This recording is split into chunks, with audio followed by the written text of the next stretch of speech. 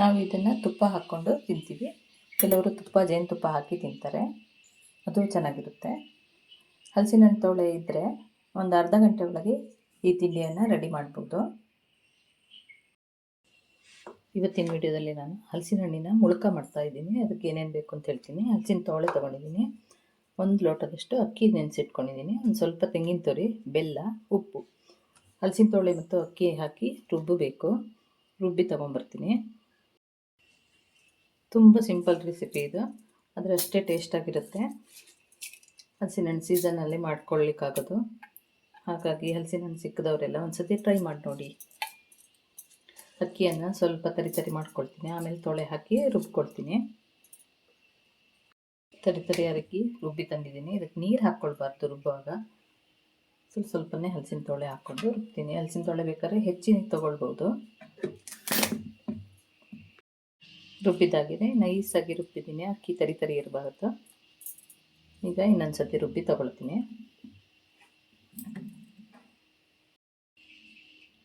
ರುಬ್ಬಿದಾಗಿದೆ.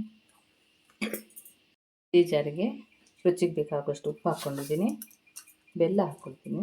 ಸ್ವಲ್ಪ ಬೆಲ್ಲ ಸಾಕು. ರುಬ್ಬಿ ತಗೊಳ್ತೀನಿ.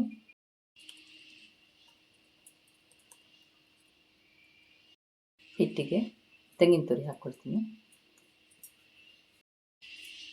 ತೆಂಗಿನ ತುರಿಯನ್ನು ಎಷ್ಟು ಬೇಕಿದ್ರೂ ಹಾಕ್ಕೊಳ್ಬೋದು. ಉಪ್ಪು ಬೆಲ್ಲ ಎಲ್ಲ ಕಡೆಗೂ ಮಿಕ್ಸ್ ಆಗಬೇಕಲ್ವ, ಹಾಗಾಗಿ ಚೆನ್ನಾಗಿ ಒಂದು ಸತಿ ಕಲಿಸ್ಕೊಂಡ್ರೆ ಹಿಟ್ಟು ರೆಡಿ ಆಗುತ್ತೆ. ಎಣ್ಣೆ ಕಾಯಕ್ಕೆ ಇಟ್ಕೊಂಡಿದ್ದೀನಿ, ಒಂದೊಂದಾಗಿ ಬಿಡ್ತೀನಿ.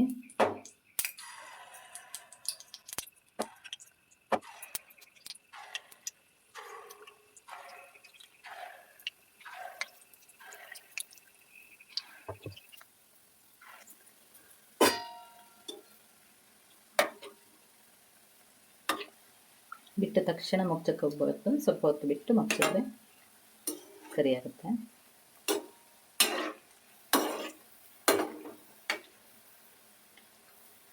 ಹಿಟ್ಟು ಕರೆಕ್ಟ್ ಹದವಾಗಿದ್ದರೆ ರೌಂಡಾಗಿ ಬರುತ್ತೆ, ಇಲ್ಲಾಂದರೆ ಚಟ್ಟೆ ಆಗಿರುತ್ತೆ ಮತ್ತು ಎಣ್ಣೆ ಕುಡಿಯುತ್ತೆ ಜಾಸ್ತಿ. ಮೂಲಕ ಸ್ವಲ್ಪ ಎಣ್ಣೆ ಕುಡಿಯೋದೆ, ಆದರೆ ಹಿಟ್ಟು ನೀರಾದರೆ ಮತ್ತು ಎಣ್ಣೆ ಕುಡಿಯುತ್ತೆ. ಕಾಯಿ ಹಾಕಿರೋದ್ರಿಂದ ಸ್ವಲ್ಪ ಎಣ್ಣೆ ಕಡಿಮೆ ಕುಡಿಯುತ್ತೆ.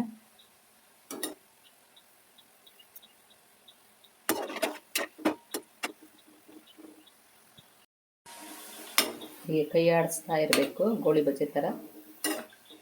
ಇಲ್ಲಾಂದರೆ ಒಂದು ಸೈಡ್ ಕೆಂಪಾಗಿರುತ್ತೆ ಮತ್ತೊಂದು ಸೈಡ್ ವೈಟ್ ಆಗಿ ಇರುತ್ತೆ.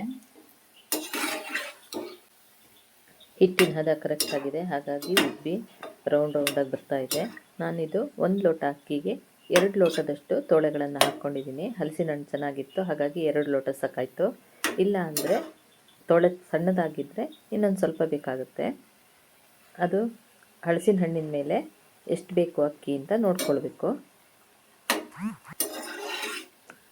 ಮುಳುಕ ಬೇಯಲಿಕ್ಕೆ ಸ್ವಲ್ಪ ಟೈಮ್ ತಗೊಳುತ್ತೆ, ಬೇಗ ಆಗೋದಿಲ್ಲ. ಗಡಿಬಿಡಿ ಮಾಡಬಾರ್ದು, ಮೀಡಿಯಮ್ ಫ್ಲೇಮಲ್ಲಿ ನಿಧಾನವಾಗಿ ಬೇಯಿಸ್ಕೊಳ್ಬೇಕು. ಗಡಿಬಿಡಿ ಮಾಡಿದ್ರೆ ಒಳಗಡೆ ಬೆಂದಿರಲ್ಲ, ಹೊರಗಡೆ ಮಾತ್ರ ಬೆಂದಿರುತ್ತೆ.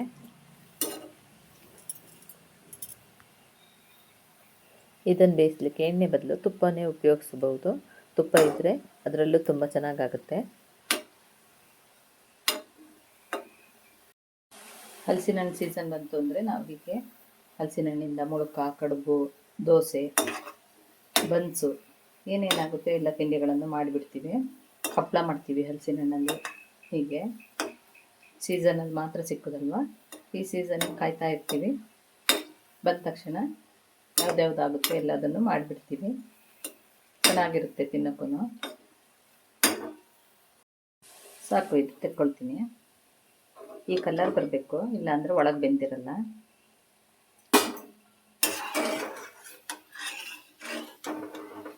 ಬನ್ಸ್ ಎಲ್ಲ ಆಗುತ್ತಲ್ಲ ಅದೇ ಥರನೇ.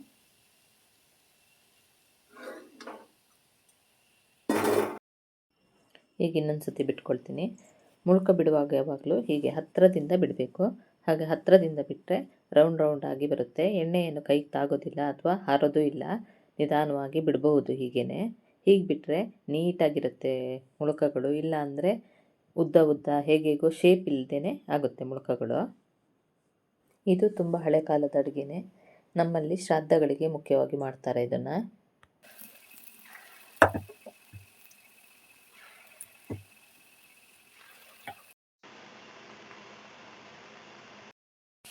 ತುಂಬ ಸುಲಭದ ಅಡುಗೆ ಇದು, ತುಂಬ ಕಡಿಮೆ ಟೈಮಲ್ಲಿ ಆಗುತ್ತೆ.